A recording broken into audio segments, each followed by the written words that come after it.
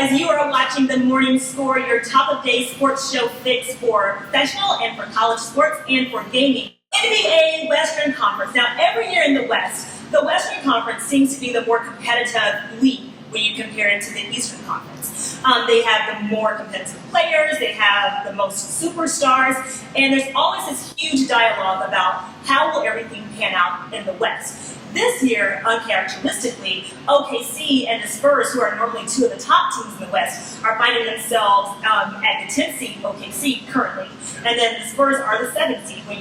Then you have Golden State, who is typically maybe 5 or 6, sometimes 7 at this time of the year. They're the number 1 team in the West right now.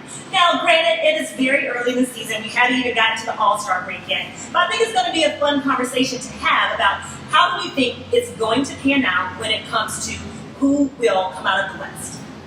I mean, this is such a boring take, but Golden State is freaking nasty. And like you said, how nasty is a conference when OKC, yeah, granted, they were without Garnett. They were out Westbrook for a little bit. Oh, Durant, sorry. Durant. I mean, could you imagine how bad OKC would be with Garnett on that freaking team? I was giving Trevor a hard time. I can say that. Go ahead, Trevor. I'm sorry.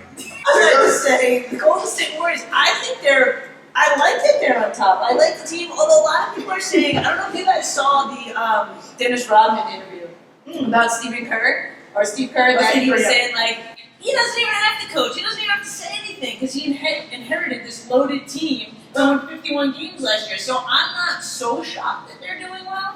But I do think things like people are saying about the Spurs and the Clippers, and it's like it's still really early in the season. And some of those teams that are figuring some stuff out, that are moving around some personnel, I feel like they still could shake out and rise up to the top. I don't think it's too late to see big changes in this Western Conference. Yeah, I think that the Portland Trailblazers could definitely be a contender. Their defense is just always on point. They also have Damian Lillard. Yep, D. Lillard, yeah. Yeah, I don't know if you guys saw, I was watching this clip. The Trailblazers played the Sacramento Kings, I don't know if it's a couple nights ago. So it was 40 seconds left. The score was 93-92. Trailblazers were up, and Damian comes out of nowhere and just right hand slam dunks that ball. It was like so epic, it's so amazing, and I am so stoked to see what he has up his sleeve because he's young. He's up and coming. He is up and coming. Yeah. Well, I was going to say, I was going to wait for this, but since you brought Damian Lillard up, I'm going to give you my horrible Big Sky shout-outs because Damian Lillard from Weber State, Big Sky Conference. There you go. That's where basketball is made. Well, you know, the Big Sky Conference has been making waves in the NBA since, I guess, right now, apparently. I was giving Trevor a hard time today. But back to Trevor's point about OKC, Durant was hurt for a while. And Westbrook and Durant were both out. And that's why they are 10th seed. I mean, you don't expect for OKC to not, be at least in the top 4. So that will change very quickly. But then you have my Clippers. Of course, you all know out there. If you don't know, I'm a huge, devoted, fanatical Clippers fan. And really big Clippers fan. And I believe in my team, but I think the one thing that's stopping us from being more competitive and more of a threat coming out of the West is that our position, Matt Barnes, who starts at the 3, love his toughness, love the defense that he brings to the team. But he's not a starter anymore. He should not be a starter anymore. And then our bench production, for lack of a better word, sucks. Like, it's a shame that Jamal Crawford is typically the only person giving us bench production. And when it comes to playoff basketball, you have to have a strong bench that can keep a 23-point lead, i.e. when we almost lost the Celtics, Martin Luther King Day. So I'm very frustrated with our bench, with our 3 position, and just with our overall consistency. So, at the Clippers, I mean, what's so funny about them is last year everybody, the Clippers, this is their year. Then they folded. At this point, last year, they have the exact same record. That's insane. They haven't, the offseason, they didn't do anything. They need to do something at the trade deadline because this team is not going to get it done. And if the season ended right now, they're playing the Grizzlies, who I think, I want to go to Vegas and put some money on them to win it all because they are a nasty bunch. And they will beat the Clippers. Yeah, they will. I mean, they will beat them. Yeah.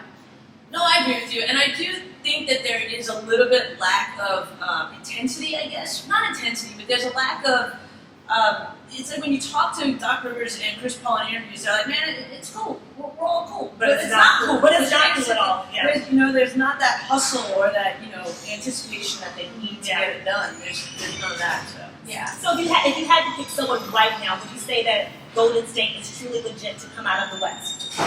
Yes, but here's the thing.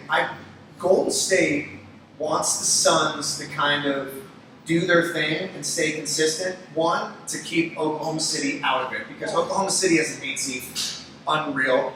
And they don't want the Suns to play too out of their freaking ball. I can't even talk right now. They don't want them to play over the top because they don't want the Spurs to drop down to that 8 seed, because the Spurs have a 7 or 8 seed. Everybody's talking, they're 7 or 8 seed. They're resting. They want it. They don't care about the regular season. The only season the Spurs care about is the postseason. Yeah. Right, and we definitely shouldn't shove the Spurs to the side at all. We had, Kawhi Leonard, he was out for 15 games and he was averaging like 15.2 points a game. So, and he just came back. So his first game back, exactly.